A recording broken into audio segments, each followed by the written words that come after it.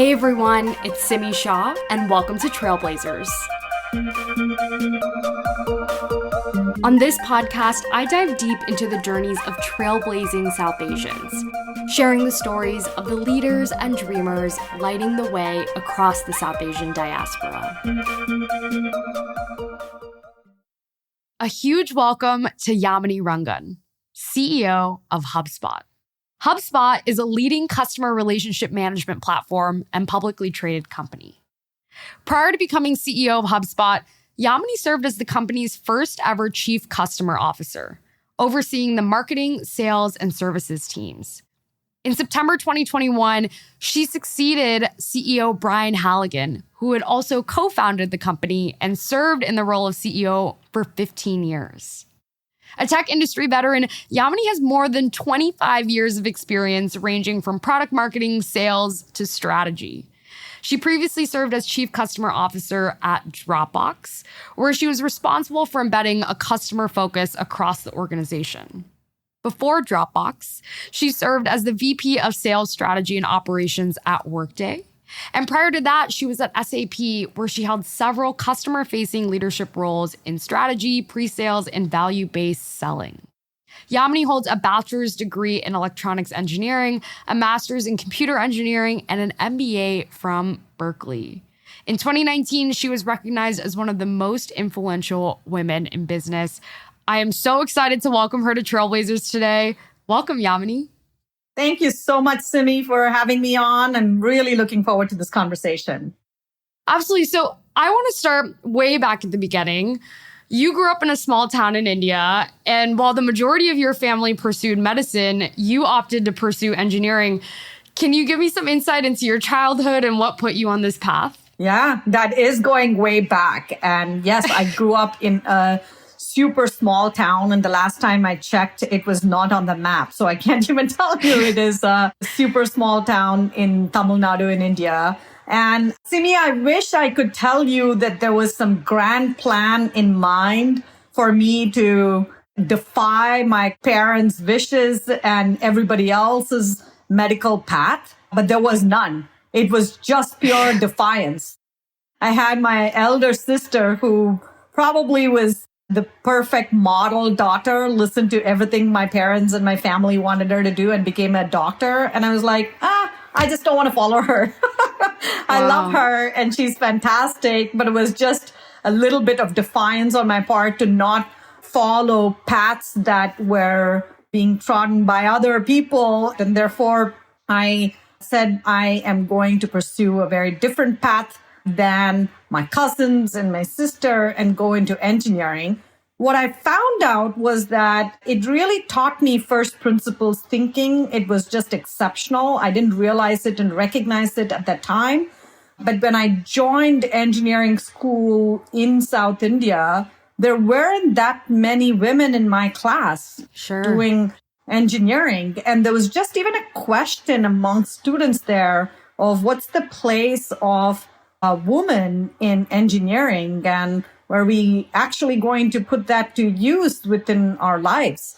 And that got me thinking, and you'll probably recognize the defiance kicked in again. And I was like, well, if you think we're not capable of excelling in engineering, I'm really going to show it. And that probably was what inspired me to get deeper into engineering and deeper into learning than when I actually started in college. And I took that as a challenge. I probably kicked into academic high gear when I was in engineering college and said, you know what, I think I'm going to come at the top of this class. And I did. But that was, again, a little bit of defiance than original interest. And I share that because sometimes you know very early in your life what you want to do. And sometimes you kick into a different gear as opportunities open up and circumstances show you a different path. And for me, that was my early experience. Super, super interesting. And it's clear that this role of being a maverick has played out throughout your career. I'm curious, what eventually led to your decision to pursue higher education in the US and to leave India? Yeah. again, this was not something that I planned and thoughtfully crafted early in my life. My uncle had come to the US very early in 60s and would always come back to India 70s, 80s when I was growing up. Now I'm totally dating myself. And talk about how great life was and how education here in America was just fantastic and how everything was driven by the dream to accomplish bigger and bigger things. And so I think I got fed a little bit of that American dream from people that had come here before me. And my education in India, it was almost not a question, but I wanted that higher education. I wanted that opportunity and I wanted to have that bigger dream. And so one-way ticket, very little money in the pocket and very big dreams was what landed me here in this country. And I'm so grateful for what I have been able to accomplish, but just more grateful for the level of learning and dreaming big that America has afforded me. I'm sure. And it seems like post-grad school, you spent your early career across a swath of pretty incredible companies like Sun Microsystems and Siebel. Can you share a little bit about your foray into the tech industry, specifically in product marketing and customer strategy, and sort of those early years that began to shape your career? Yeah, I did an undergrad and a master's in computer engineering, and I started as an engineer. And early on in my career, it was about coding and applying the first principles thinking into software. And I was pretty bad at it. I will say that I did a lot of projects and my teammates would always be like, hey, you should go present our project to our team leader or to our customer. And I was like, wow, this is great. But I later realized that I was terrible at coding and much better at presenting and talking about technology. Interesting. That honestly did spark my interest in marketing. How do you communicate the value of technology in simple terms that the audience can understand the value of what you're doing? And I went to business school here at Berkeley. And when I graduated from business school, I was pretty set on a career in product marketing. And I did some internships, some work in product marketing. And my first job out of business school was the original CRM company, Siebel. And it was fantastic. But I thought I was going into product marketing. The first day that I joined, they put me in the sales organization and said, you have a sales role. It's an overlay sales role, and you're going to be supporting this particular region. And here you go. And try explaining to Indian mom who was already disappointed that I was not a doctor, and try explaining to her that I'm now trying to sell software. It was a disaster from a personal front, but it was just exceptional from a professional experience because over a better part of the next decade, I got to talk to customers day in and day out. And that is just incredibly valuable from the experience of understanding what makes customers successful, how they make purchase decisions, but more importantly, how often they were putting their careers on the line to make technology decisions. And it gave me such an incredible empathy for how customers navigate their own careers. And it was an early point of view of deeply understanding customers, but more importantly, caring about customers' personal journeys and how their careers were getting made by technology decisions. And probably the best serendipitous inflection in my career was being in the sales organization and getting that level of empathy. And that combination of first principles thinking as an engineer, but deep customer empathy from being in the sales and go-to-market organization has helped kind of craft the path that I've taken within tech. Super interesting. In 2004, you joined SAP, and it feels like that's where your role really begins to exist at the nexus of these three things. You're in software, you're in sales, to your point, developing this customer-oriented skill set, and also strategy and go-to-market. Would you say that's where your career started to take shape in terms of the path you were on to senior leadership and what your core strengths were?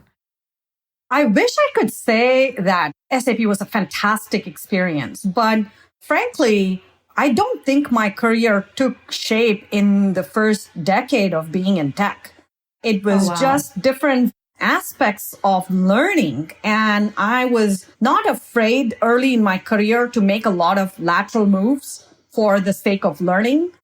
In fact, I didn't manage anybody until probably 8 years after graduating from business school. And if I look at people today, they would consider themselves an absolute failure if they had not gotten into a manager track 2 years after graduating or 3 years after graduating. And I think early career, certainly a combination of being in front of customers and understanding what customers cared about, understanding technology decisions, but also seeing other leaders who were just exceptional at their craft operate. When I was at SAP, I got to shadow Bill McDermott, who ended up becoming the CEO of SAP, on a number of customer calls. And every time I shadowed him, it was like a master class. And it would always put me back to, what do I need to learn? How do I get a level of empathy? How do I relate to the business of the customer in a deeper way? And so I don't think it put me on a path, but it certainly whetted my appetite towards learning about customers. And at that point in time, Simi, if you had asked me what was I going to be, I would have been like, oh, I would have been some kind of like a manager of a team, or maybe on a great day, I would have said I wanted to be like a vice president of some organization. And that was all I had. I wanted to be the best at what I was doing. I wanted to learn, and I was unafraid to make lateral moves within my career to learn. But that was it. Didn't have, any bigger ambitions for my career. Super interesting. You just spoke to the fact of how a lot of young people these days get this sense of anxiety or tension if they're not moving very quickly up the ladder, managing people 2 to 3 years out. And the other thing you touched on is you were super willing to make lateral moves. And we've seen sort of the change in the dynamic in the workforce where even 10, 15 years ago, people would spend over a decade at the same company. And now that tenure tends to be a lot shorter. What advice would you give to early careers based on your experiences and what you're seeing now leading HubSpot? It's always hard to give career advice at a very broad level because there are people, and I'm always impressed when I talk to earlier career folks that are so focused and clearly know where they want to go. They have a clear ambition. They have a very clear idea of where they're going in life, and they're on this path and mission. And I'm super impressed when I talk to those folks. I'm like, just go, keep going where you're going because you already have a set path. I did not belong to that category. So if you're not in that category, the piece of advice that I would give you is that it's okay. First of all, do not be anxious that you don't have clarity of what you want to do 20 years from now. In 1990s, when I started my career, there was no chief customer officer role. I could not really imagine to have gotten to that role because that role didn't exist. And for a lot of people that are starting in their careers right now, you're going to end up in executive roles that don't exist today over the next decade to 2 decades. So for folks that are in their career but don't know yet where they're going, first of all, don't stress. It's okay. Second, if you're so inclined, have a beginner's mindset and a learner's mindset and look for the best learning opportunities. Sometimes I've followed people just because I learned from people.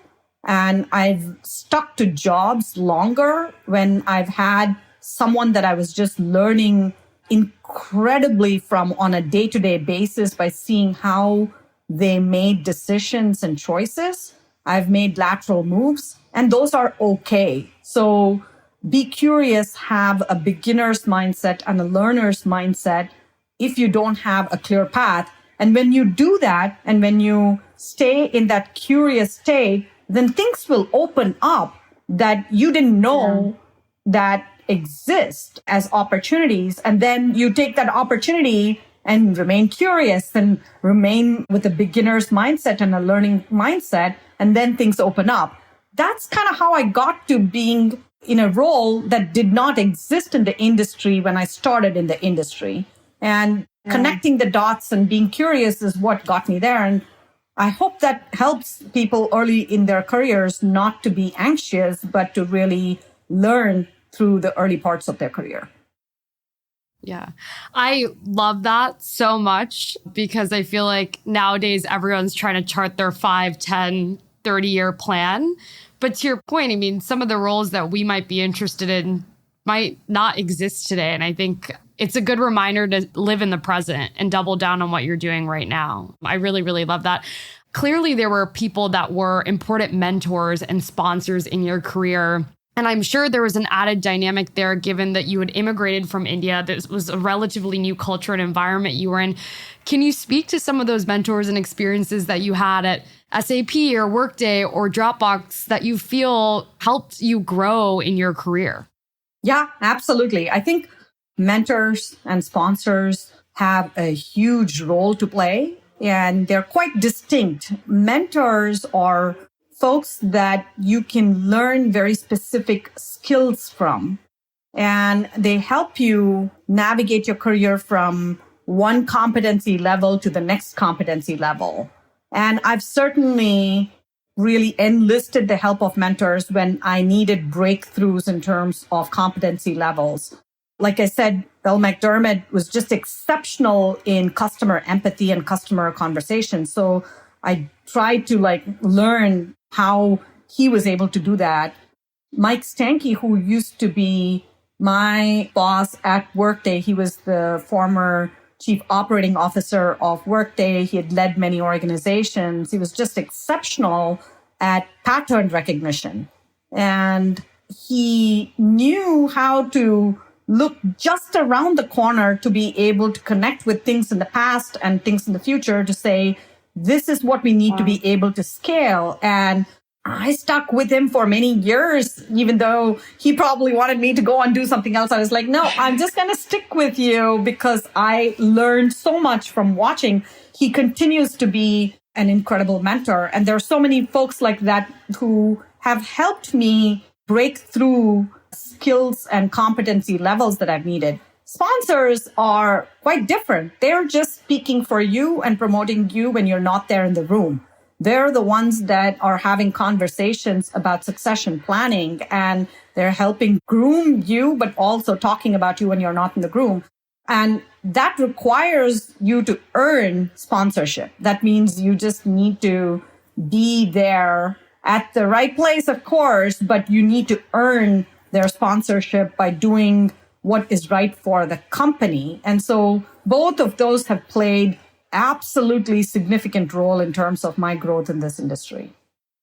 Do you ever feel like your identity, being a woman, being a South Asian, being someone from India, impacted how you felt in some of these rooms?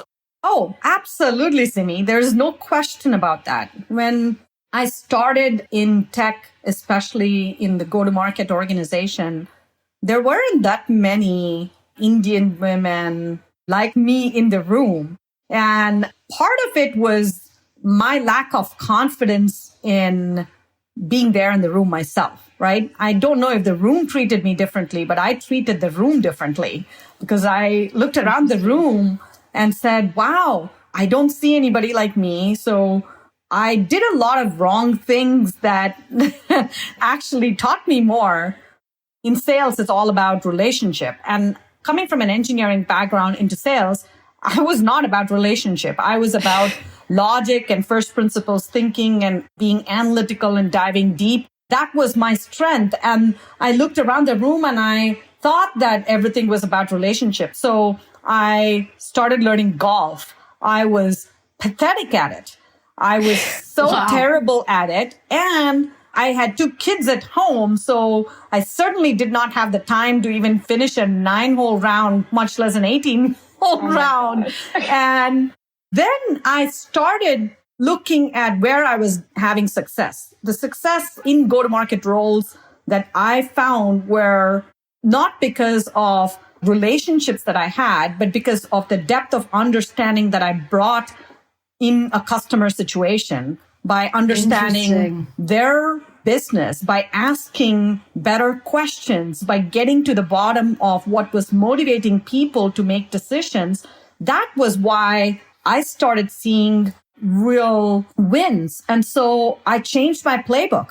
I went back to being authentic to who I am as an Asian woman, as probably a younger Asian woman in that room.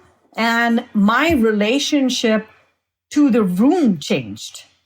Nothing else changed. My relationship to the room became my confidence in my ability, the different strength that I was bringing to the room, which was about being analytical, data-oriented, and customer-oriented. Certainly understand that relationships matter, but I brought a different piece of puzzle to the diversity and what I brought into that room. And I started having much more confidence in myself. And therefore, my relationship to the room changed dramatically. And so every situation I now have, it comes down to authenticity and representing myself authentically and knowing that sometimes when I'm inauthentic, recognizing it and going back to being authentic. Wow. Thank you so much for sharing that. Super interesting to see how your relationship with the room has evolved over time once you started embracing your own strengths and skill sets. I want to talk a little bit about how you've manifested not even just the consideration of how you stand in the room, but your broader aspirations of who you could be in that room. You've talked a lot about how you always aspired to do something great. You saw yourself being a seasoned senior manager, but you never imagined rising the ranks to become CEO of a public company like HubSpot. Once you were climbing the ranks at these companies, did that goal start to come into your peripheral vision? When did it feel like, oh, this could be a reality?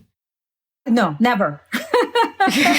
I wish I could tell you, Simi, that somewhere along the path, there was a goal to become an C-suite executive or a CEO. That was never my goal. My goal was to be the best at what I was doing.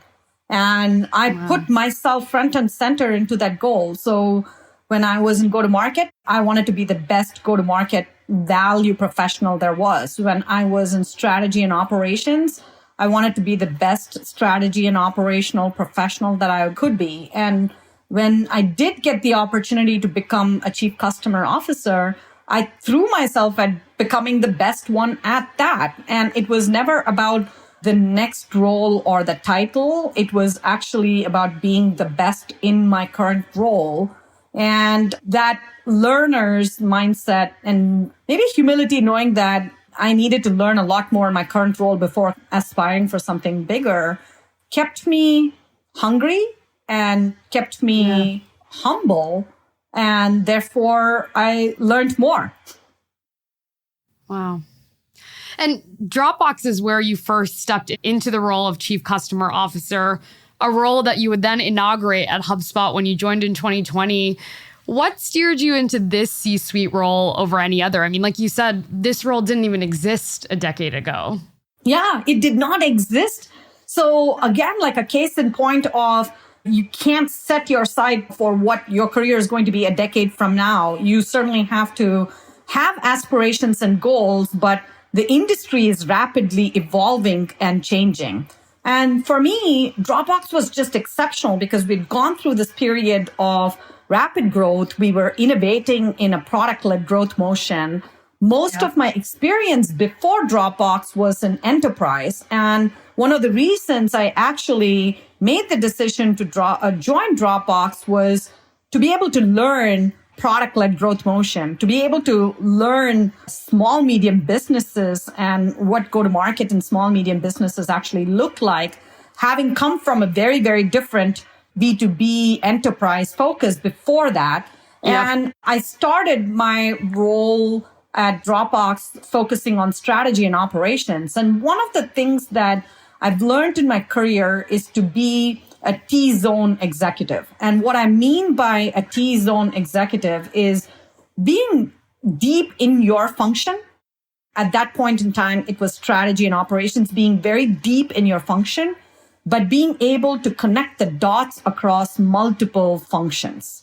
And the ability to go deep, but not remain siloed, is just exceptionally important for you to take on broader and broader roles within the organization that you serve.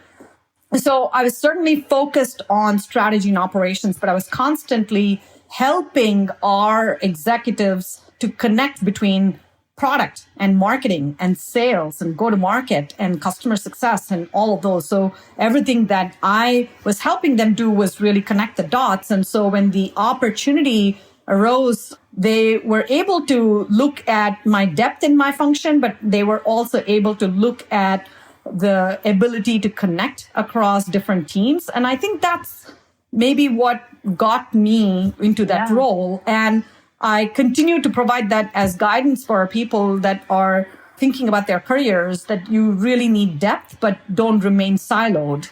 Get curious about other teams, other functions, really get to become empathetic towards how other teams and their priorities really intersect with your team and priorities. And when you're able to put customer first and company first, then careers follow.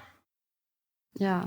No, I really like the emphasis on depth and breadth, especially in a world that tends to really prioritize specialization these days. But it makes sense that once you rise the ranks of a company, you have to be able to see across departments, see across teams. And to that end, in September 2021, you succeeded Brian Halligan, who's one of the co-founders of HubSpot, who served as CEO for 15 years. And his co-founder, Dharmesh Shah, still serves as CTO. Was it daunting to succeed not only a founder of the business, but someone with such extensive tenure at the company? Absolutely. And I think I've shared this story maybe a couple of times before, but when Brian called me and he said, I want to walk you through a presentation. First of all, he never does that. I was used to presenting to Brian. Brian never presented anything to me, but he actually walked through his thought process of how he got to recommending me for the CEO role. And at the end of that presentation, I was so overwhelmed. And I said, Brian, let me just go compose myself. I'm not even giving you an answer because I was so emotional and in tears.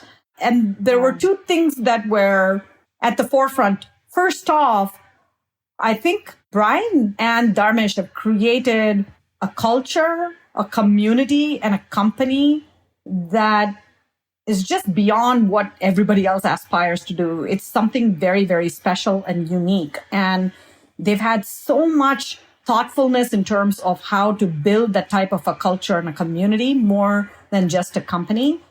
Brian's a visionary. He's an amazing friend, incredible mentor, and I have a ton of respect. And so first off, how do I even step into his shoes? And I didn't want to lull myself into thinking that I could step into his shoes. So I said, I'm not even going to that aisle. I'm going into a different aisle. So that was one. And I think the second part of it, Simi, is my path from having grown in rural part of India, kind of lost in the world a little bit early years, and then coming to this country with nothing more than a dream. It just flashed in front of me. And I'm like, no, I don't think I even aspire to get to this. And so I think both of those feelings were just exceptionally overwhelming. But in those moments and in probably the next few days from when we had that conversation, what was very present is the need to do right by HubSpot.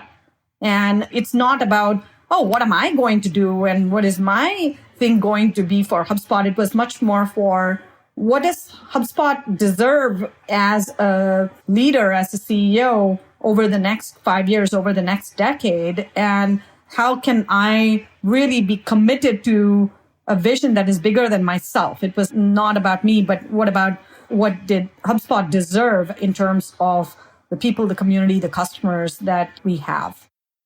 Wow. Can you speak a little bit to that vision? Yeah, look, I think that's the most incredible part of the vision for HubSpot is to help millions of organizations grow and millions of small and medium businesses grow. And that is just exceptionally powerful. These are not the big companies that have all the resources and all of the ability to invest. These are the smaller companies that typically just get squished between technology providers because, they're like, I'm not doing anything for you. And I think Brian and Dharmesh had this clarifying vision and a contrarian vision that small and medium businesses deserve best-in-class solution for them, right? And they needed providers to just focus on them, not on their way to becoming an enterprise company, but as an organization that is solely focused on the needs of small and medium businesses. And that vision speaks to me. And that is what we are out to doing. And the last few years have been exceptionally turbulent, but even in turbulent times, we have proven yet again that technology has the ability to help organizations tide and through turbulent times. And so it becomes even more important and urgent that we understand the needs of small, medium businesses and help them to connect with their customers in meaningful ways so that they can continue to grow. Absolutely. And to your point, we've obviously seen the tailwinds from the pandemic with regard to digital transportation and more SMBs adopting platforms like HubSpot. I'm curious what you see as the forthcoming headwinds and how you see your vision for HubSpot evolving, just given what's transpired over the past couple of years and just general macro trends that you think should define how the business changes and evolves over time. Some turbulent times we've had. I think the last 3 years have been nothing short of extraordinary turbulence, which has required all of us to be exceptionally adaptable in the face of all of that. I think a couple of things have happened. To your point, at the beginning of the pandemic, again, most people wrote off small, medium businesses. They said, well, they're all going to fail. They're all going to go bankrupt. That's not what happened. I think what happened was small, medium businesses just literally found incredibly clever ways to survive and thrive and become digital first and change business models and reach customers in completely new ways. That shows the level of innovation, but also resilience within small, medium businesses. Now, part of what has also happened in the last 24 months is that as they've gone to being digital first, they've also adopted a ton of digital tools. And it's almost this frenzy of buying more tools to solve more problems. And I think that has led to disconnected systems and disconnected data that becomes a fundamental blocker of growth because now you no longer have the ability to look across your small, medium business to see what is going to drive growth because you now have all of these tools and everything is disconnected.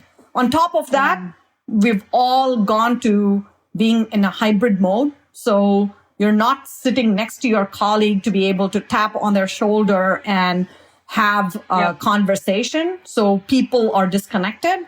And from a macro perspective, reaching customers today is just exceptionally difficult because customers are disconnected with the companies that serve them. And it's not surprising because there's so much noise. As companies have gone towards being digital first, everything has become automated, sequenced, digital noise. And You and I and everybody is just so tired of getting bombarded with messages and blogs and content that no longer are customized and personalized to where we are in the journey. And so I talked about this within our conference this year, that we are now in a crisis of disconnection.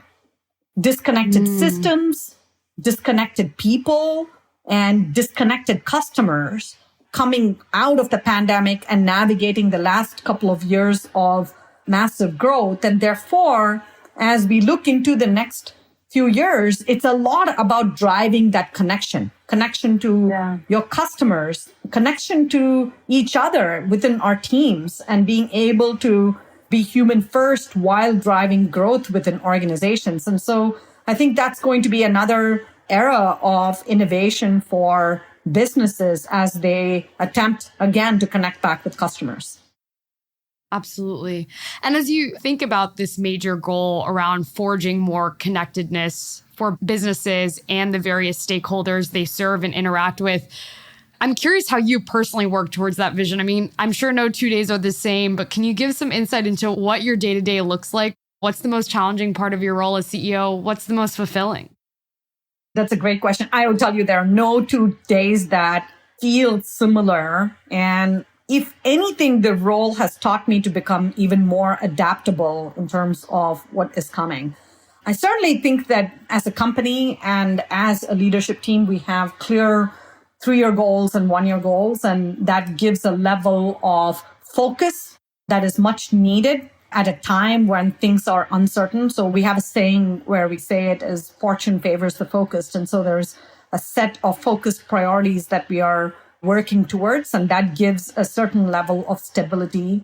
But I will say that in terms of being able to prioritize the time, it changes on a given day. I do tend to look at weeks and days, again, with the theme of focus. So Mondays are my executive management and leadership day. Tuesday is kind of around the business. I spend a lot of time talking to employees and doing one-on-ones and doing roundtables, which is exceptionally important because you're no longer walking around an office and running into your colleagues. So intentionally being able to connect with different parts of the organizations, all the way from frontline folks to senior folks. My Wednesdays are typically partners and customers, so I get to hear directly from customers and partners. Thursdays are for strategic priorities that we are working on as a business. And then Friday is more like a deep thinking and reading day. There's just a ton of work as well as blogs and podcasts and industry research that just comes at you. And I pick the best and I ground myself in what's happening in the world. And so being focused both from a long-term perspective, but even on a daily perspective is really important. And that's what keeps me going. Wow. I'm curious about sort of another side of being CEO. And something that we've seen a lot today is there's increasing conversation about whether CEOs should wade into social issues and how it's a really tough time to be a public-facing CEO because you're not only serving your internal stakeholders, but you're serving shareholders, customers, vendors, people that are exogenous to the business. You recently shared your own personal devastation about the reversal of Roe versus Wade, which granted landmark abortion rights to women, of course. What's your personal philosophy on speaking out on these issues, especially ones that tend to be so divisive? It's super challenging, and there is no playbook. I certainly think that the last 2 to 3 years, we've certainly seen the pandemic, we've seen inflation, but we've seen also incredible number of important social issues that have come up. And as a leader in any organization, certainly as a CEO, you're always asked to respond to something or the other. And for me, it goes back to having some first principles on, from a company perspective, where you voice, and then from a personal perspective, where you lend voice. From a company perspective, you do need to be in the intersection of what is important for the company and what is important for the community and the customers that you serve, and what is important for employees. And you can't let one or the other overrule. So it has to be in the company's priority list. And it has to be in that intersection of all three for you to be able to really lean in and lend the voice. And if it's just for the employee population or the customer population or the company priorities, it doesn't work. And so again, there's no playbook, but it has to be at the center of what is important for all stakeholders that you can lend a voice. I think from a personal standpoint, I spoke specifically on Roe v. Wade, but that is my own personal perspective as a female leader. And I want to lend my voice to being a woman in these kinds of times right now. It's a human issue, and it is not something that is just a side issue. For me, it's a human issue, and it's a issue that I personally felt compelled to speak. And again, I try not to do that in a frivolous manner, but be very focused on things that I feel very passionately about. Yeah. It's interesting because I think this dovetails with something that I found very unique about HubSpot in that it's consistently been rated a top place to work. And I feel like especially with the turbulence of the times, both when it comes to issues like these, the growing conversation around hybrid, remote, in-person work, how do you feel HubSpot has been able to maintain this reputation and cultivate such a positive environment for its employees? Carefully. I think there are clear North Stars that guide us. When you go through turbulent times, you have to be exceptionally grounded on what you're there for. And our North Star as a company is solving for our customers. That is just exceptionally important. And when that becomes the way in which everybody makes decisions, it just becomes really clear. At the beginning of the pandemic, we made a number of decisions that were right for our customer, even beyond being right for HubSpot. It was not right for HubSpot. We were giving out relief funds. We were helping customers during a downturn. We were giving them 90-day discounts. We were doing everything. We moved a bunch of features into the free tier. And all of that was about customers and helping them where they were. And frankly, when you do that and there is a purpose and a mission that people believe in, it creates the foundation. And I think the second part of it is that we've always treated our culture as another product. So a great product attracts customers and a great culture attracts employees. You measure a great product through Net Promoter Score on NPS, and you're constantly iterating the product to be able to drive a better Net Promoter Score. And you measure culture through eNPS, Employee Net Promoter Score, and you're constantly iterating on culture based on the feedback from employees, and you're constantly improving it. And one of the things that has been very clear in the last 2 years is that the most requested feature in terms of culture has been flexibility.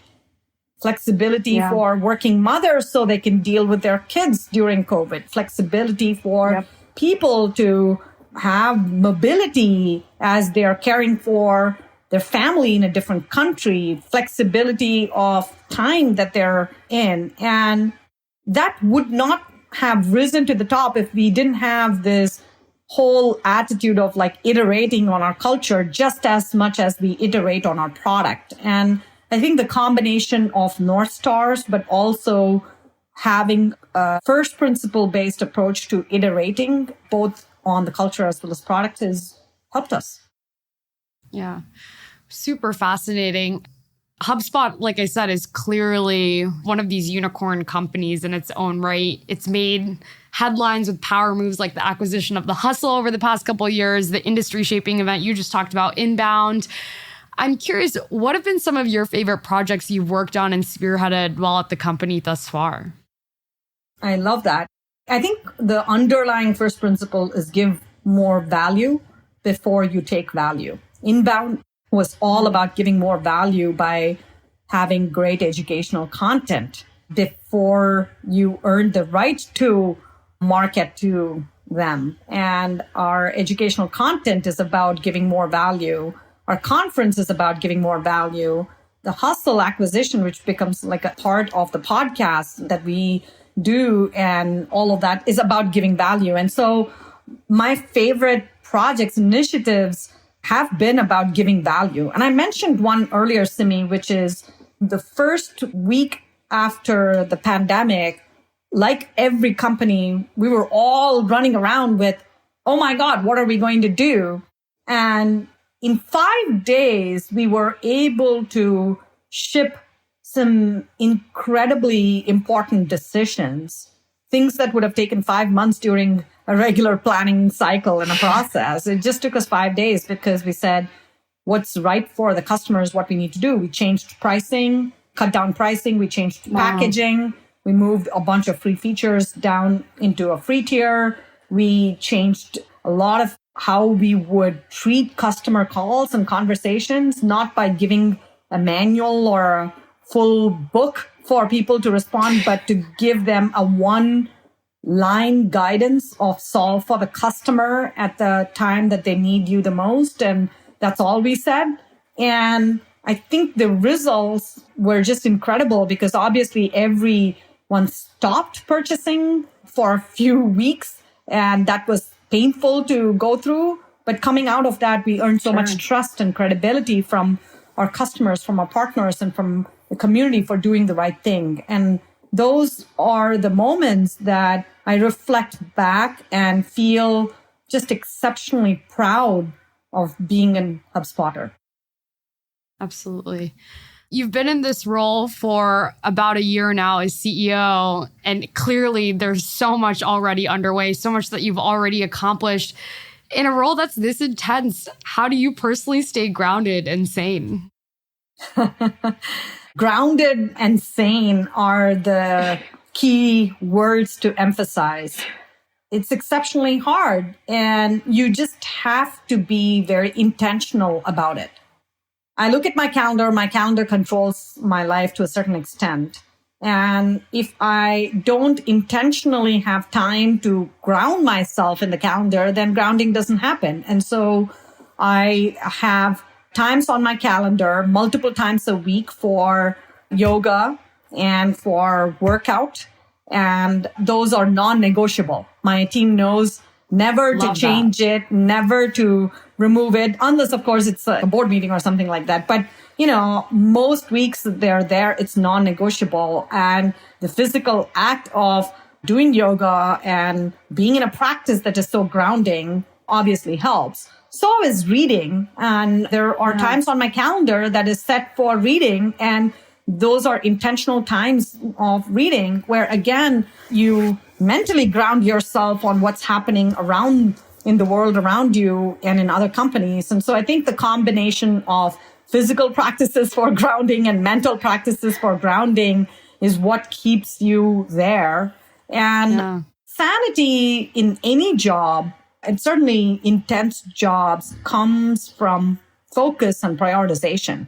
I could spend a ton of time on all kinds of things, or I could be very focused in where I spend time. And the question I have to ask myself is, if someone can do it better than me, or even similar to what I can do, they should do it. And I shouldn't have to get involved, and I shouldn't be involved, but I should only focus on a handful of things that I can uniquely add value and impact in. And so driving a lot of autonomy also keeps sanity there. Yeah. The art of delegation. I love it. Thank you for sharing that. The last question I have for you today is, you're part of this growing class of South Asian CEOs who've meant so much to our community. You've been a trailblazer in your own right because, as I said, you were a chief customer officer who became CEO. And just in the last couple of years, we're starting to see C-level execs from more non-traditional arms of the business ascending to the role of CEO. What has it meant to you to be this trailblazer from an identity perspective, from a role perspective? Can you speak a little bit to that? Yeah, It's not changed my identity. And I'm certainly proud of the number of South Asian trailblazers. I'm inspired by them.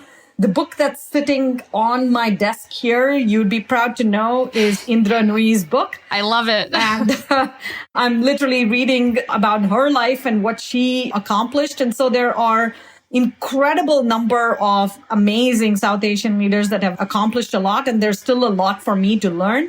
But just as I've been inspired by others, if I am able to inspire even one person in the community to dream big or not let anything like hold back, then I think that's, mission accomplished. Absolutely. Well, I'm sure your story is bound to inspire so many. Thank you for taking the time to share it with me today. It was so wonderful to speak with you, Yamini. Thanks a lot for having me, Simi. Really appreciate it. Thanks for joining us for today's episode. If you want to get new episodes straight to your inbox, subscribe to our newsletter at southasiantrailblazers.com and follow us at South Asian Trailblazers on Instagram, Facebook, and LinkedIn.